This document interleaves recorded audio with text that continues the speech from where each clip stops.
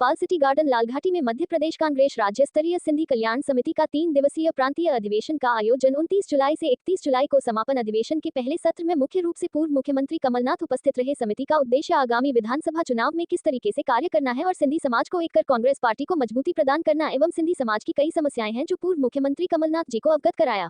23 मार्च 1932 को जिस दिन उनको फांसी दी गई है, किसी को बताया तो था नहीं, सुबह 4 बजे आखिरी पत्र लिखा है 2 पेज का गांधी जी ने। कोई भी, मैंने अपनी किताब में भी दिया है, बहुत जगहों पर है, कोई भी उसको पढ़ सकता है कि भगत सिंह की फांसी रुकवाने के लिए कितनी इमोशनल अपील उन्होंने की।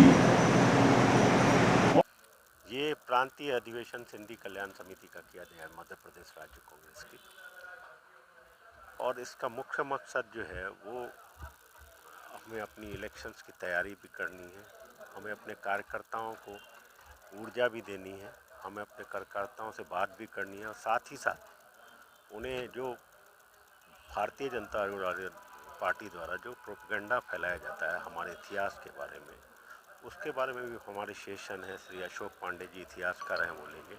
पीयूष बघेल जिन्होंने नेहरू मिथक और सत्य किताब लिखी है वो लेंगे, और मृणाल पंत जी हैं संविधान पे जिन्होंने सेशन लिया, और हमारे भगवान देव सरानी जी भी सेशन लेंगे कि सिंधी समाज और कांग्रेस का क्या रिश्ता इतिहास में रहा है। इन सब बातों को लेके हमारी तैयारी है कि हम अपने आप को तैयार करें ताकि आगामी इलेक्शन में जिन 50 विधानसभाओं में हमारा प्रभाव है उसमें हम कांग्रेस को ज़्यादा से ज़्यादा वोट दिलाने में सक्षम हो। हम अपने कार्यकर्ताओं की तैयारी करें। तो सभी जिलों से लोग पधारे हैं?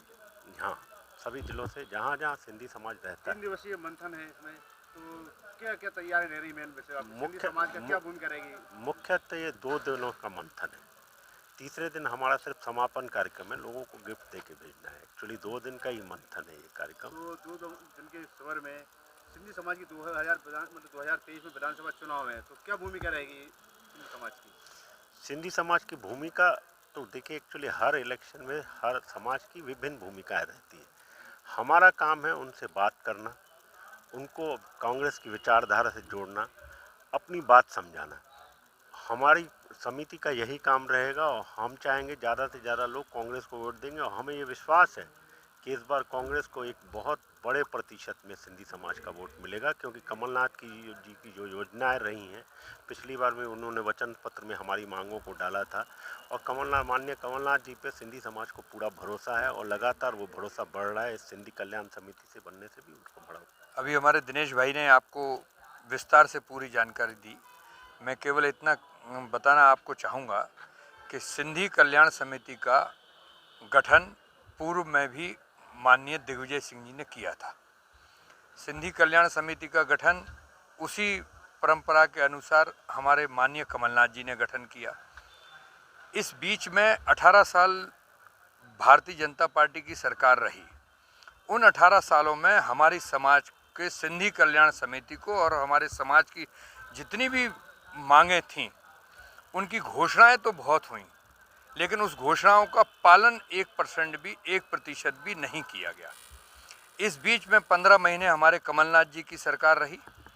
हमारे कमलनाथ जी ने उस घोषणा पत्र में हमारी मांगों को रखा।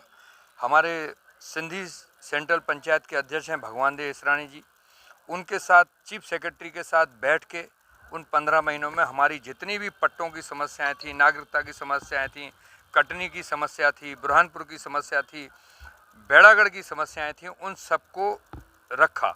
उसमें दिग्विजय सिंह जी भी थे, और उन सभी समस्याओं का समाधान हमारा लगभग होने को आ रहा था। इस बीच में हमारी भारतीय जनता पार्टी ने हमारी सरकार खरीद कर गिराई।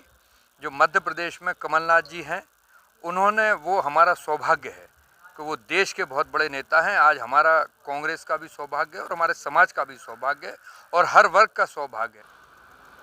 ये समाज एक संतों को और हिंदू धर्म को, सनातन धर्म, इन सबको साथ मिलके चलता है और इन सबको मानता है। वही उसी संबंध में कमलनाथ जी ने कहा, हमारे सेंट्रल सिंधी पंचायत के अध्यक्ष आदरणीय इसरानी साहब ने उनसे मांग की कि कम से कम 5 विधायक के टिकट दिए जाएं, 5 लोगों को उसमें जो है ओबलाइज किया जाए।